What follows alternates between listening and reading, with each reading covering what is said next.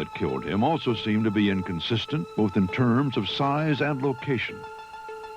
6 of the Dallas doctors, including the neurosurgeon who pronounced Kennedy dead, said the cerebellum was visible through the hole in the skull. But according to the autopsy, the wound was not at the bottom and back of his head, where the cerebellum is located.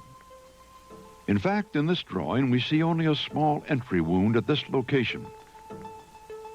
The drawing, based on an autopsy photo of the back of Kennedy's head, was made public by Congress and seems inconsistent with this drawing showing the size and location of what critics point out looks like a large exit wound. The drawing was approved by Dr. McClellan, one of the attending physicians in Dallas. There was, 3 or 4 real close together, and it was, must have been the first one that shot him, because that's when that was the time I took the picture, and during that time, after I took the picture, and the shots were still being fired, I decided I'd better get on the ground.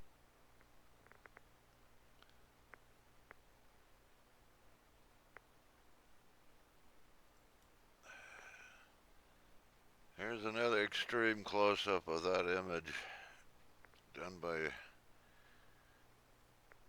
Gary Mack and Jack White.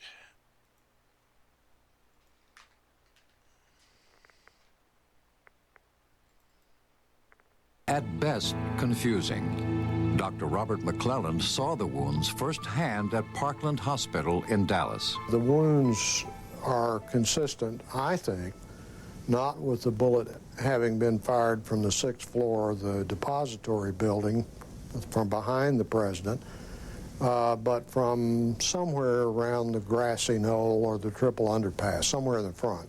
Seeing that Zapruder film and noting the way the president was thrown backward violently to the left, and having seen that wound, I thought to myself, there's no way that could have come from the 6th floor behind him. And what of the president's other? They claim that there was a small little wound here in the back of the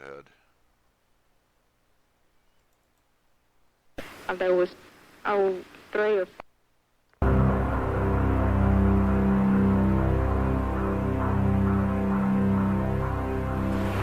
I had been panning shots through here so that I could get whatever was going to come down the street. And I saw that it was the President of the United States. And as I was... Now, Gordon Arnold, here's his story here. He claimed he was on leave, and he went to the parade to watch the President. He claims he was standing on the sidewalk between the fence and the wall, the grassy ball, with his camera filming the motorcade. He heard gunshots, reports,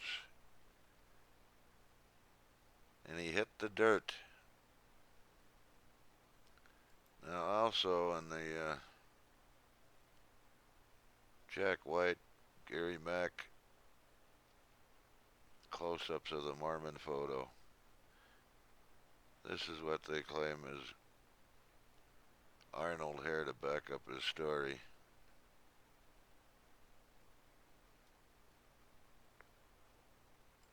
Panning down this direction, just as I got to about this position, a shot come right past my left ear. And that meant it would have had to come from this direction. At that time, I turned to Gail and said, that's it, hit the ground. And now, I've also found an image on that, on some of the photos of the Grassy Knoll. Also, Senator Yarborough was driving with Vice President Johnson in the motorcade, and as their car, there were 2 cars back, as they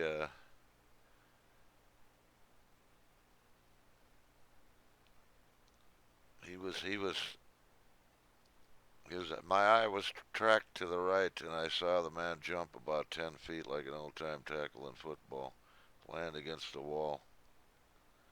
He also thought he smelled gunpowder near the Grassy Knoll and yelled, "My God, they've shot the president."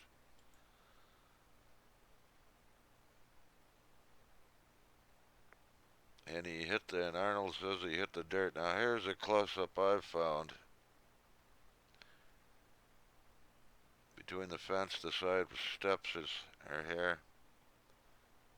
And this is the image I found. And it looks to me like Gordon Arnold hit the dust. Hit the dirt.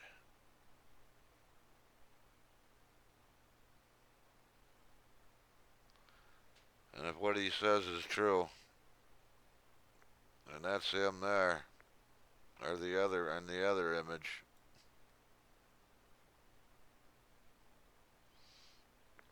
That alone would prove conspiracy. Well. And we turned and hit the ground and covered our children. But when the third shot was fired, I thought it came from directly behind towards the grassy knoll behind me. I based that primarily on the third shot from what I saw of the side of the president's head coming off and from the sound of the rifle, the report of the rifle. I will always believe that the man that shot President Kennedy was standing somewhere in the picket fence area, and no one will ever convince me any differently. It doesn't make sense to be hit from the rear and still have your face intact. Well, I am very dead certain at least one shot, including the one that took the president's skull off, had to come from the right front. And I'll stand by that to my death, over my mother's grave. I viewed the autopsy pictures. They had the frontal part of the cerebrum here and the skull out. So when the picture was taken, you think they pulled the skin back up over this wound? That's the only thing I can postulate, because the back of his head was gone. This was a huge hole. It was on the right. It was 9 to 10 centimeters across, and you could look right into the brain. Crenshaw. Large hole is at the front of the head. See something else. This is just almost a personal question. Are you pretty comfortable today with the notion that someone was firing at President Kennedy somewhere from the front? Yes. Are you equally comfortable, or are you not comfortable with the notion that there is forgery of some sort in the official documents of this? I feel there probably is. I certainly could not be, held down to saying exactly how that is, or even approximately how it is, perhaps. But I feel that there has been some kind of attempt to cover up what was going on.